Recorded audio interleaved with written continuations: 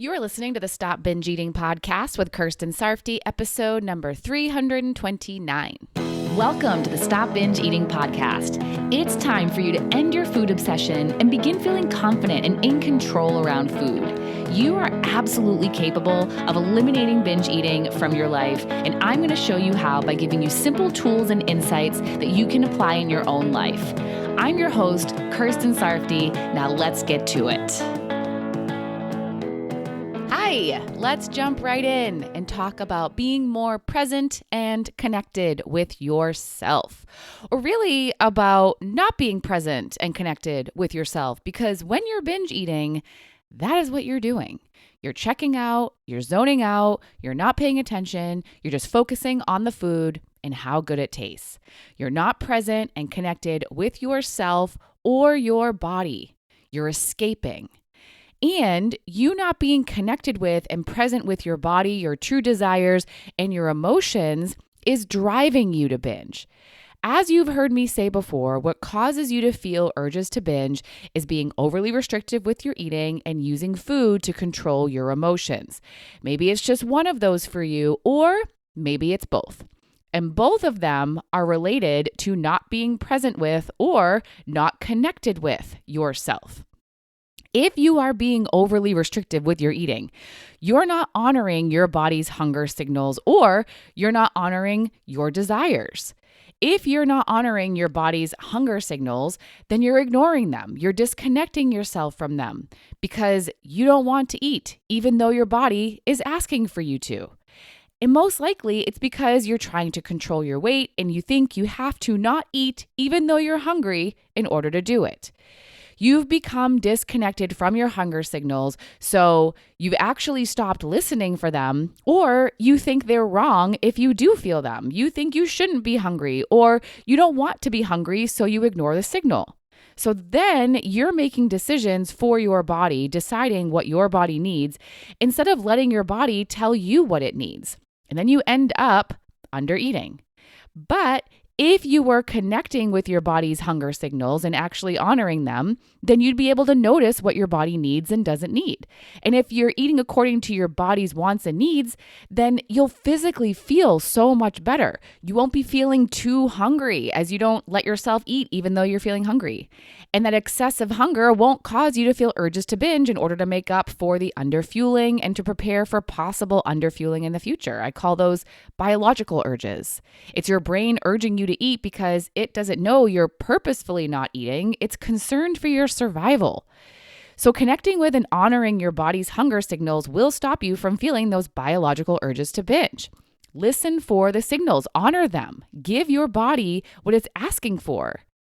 And then there's you not honoring your desires. If you're not honoring your desires, if you're ignoring them, if you're denying yourself of what you want, you're going to want it more and think about it more. You're going to begin to urge for it.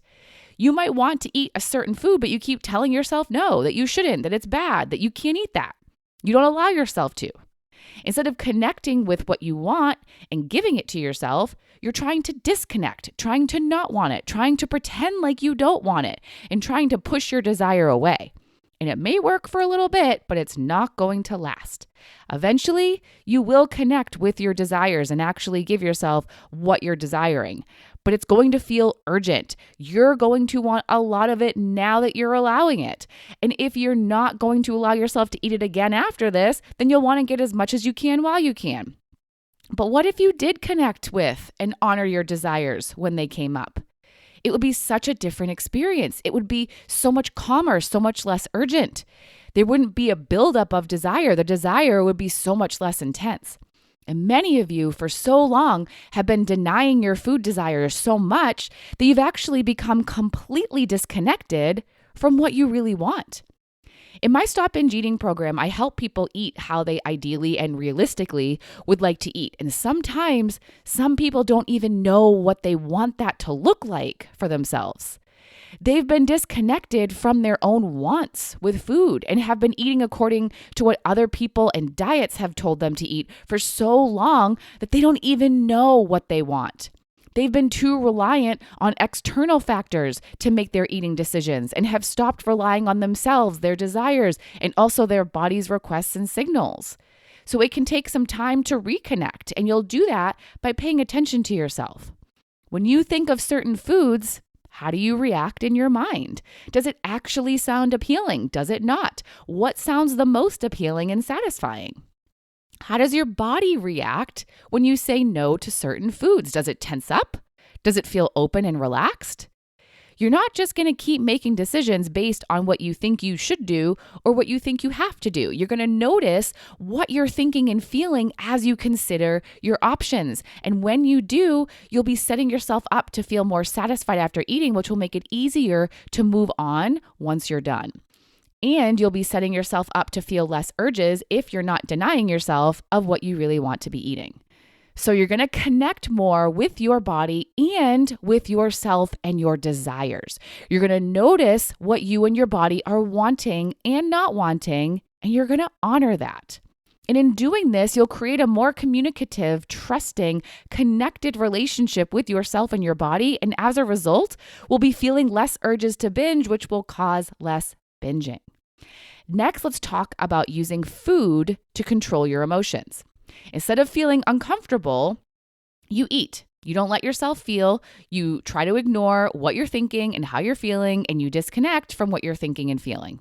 And you've learned that you can do that by eating food. Eating food is something you can do to get away from your emotions, to feel better, and to just get a break. And if you've done this many times, and if you've eaten more than you felt when you're feeling uncomfortable, then your brain has turned this into a habit. It has become your go-to when you're feeling uncomfortable. So that's what you're going to think of. And the more intense your discomfort, or the more often you're feeling discomfort, the more you are going to want to eat. You'll urge to eat. And it's coming from a desire to disconnect from how you're feeling and to not be present with how you're feeling. You want to get away. But if you are willing to be present with how you're feeling, and if you are willing to connect with yourself, how you're feeling and what you're thinking, then you wouldn't feel that urge to eat. You just be in it. You just feel how you're feeling. The desire to eat when you're feeling uncomfortable is coming from a desire to escape and to disconnect. So that desire to eat won't be there if you're not desiring escape and disconnection. So you're going to choose to stay present and connected with yourself. If you do, if you are willing to be present and connected with yourself, even if you're feeling uncomfortable, then you won't need to eat anything. You'll just go through the discomfort, work on your thoughts, and feel better on the other side. Being present and connected with yourself and your body and your emotions will be a huge game changer for your binge eating. And not even just with the things that cause you to feel urges to binge, like I've been talking about, but if you're wanting to overeat less or stop the snowball binging. And by snowball binging, I'm referring to those times when you aren't feeling super urgy, but you just keep saying one more and then one more and then one more. And you're eating snowballs into an excessive amount that could be considered a binge. The snowball binging and overeating can happen when you are disconnecting from how your body feels and are disconnecting from your true wants and are disconnecting from your future self. You're not thinking about any of those things and are just focusing on how good the food tastes. And it can happen when you're not present with the food you're eating. You're not even focusing on it. You're mindlessly eating. So you just keep putting hand to mouth without any thought about whether you're still enjoying the food, whether it actually tastes good, if you like the texture, or if you even want the food. When I run the Joy Food Eating workshops inside of the Stop Binge Eating program, the people in the workshops are practicing extreme connection and presence with their body, their mind, their feelings, and their food. And because they're doing it, they usually end up feeling more satisfied than usual when they stop eating. They might even stop sooner than they usually would. And they're listening to their bodies and their true desires. That's the magic of being connected and present when you're eating. Now, of course, we can't all be extremely mindful like I have them be in the workshop all the time, because you are going to be eating around other people and you are going to have distractions around you sometimes, but you can at least do your best. You can at least try to connect and be present as much as you can instead of completely checking out and not paying attention. You can choose disconnection or connection. Checking out doesn't just happen, you choose it. Choose self-connection. So many of you just haven't spent enough time connecting and being present with yourself, yet you do it so much with other people.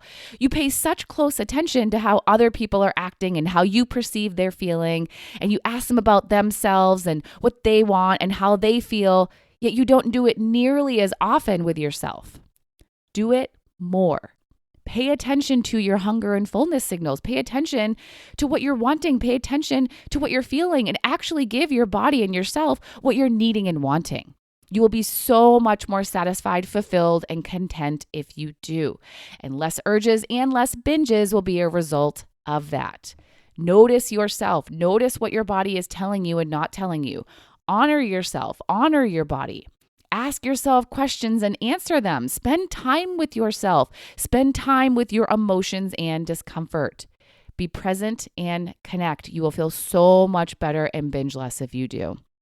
All right, until next time, bye-bye. Thank you for listening to the Stop Binge Eating podcast. If you like what you heard today and you want more, go to coachkir.com/free. That's COACHKIR.com/free to get some awesome free stuff to help you stop binge eating.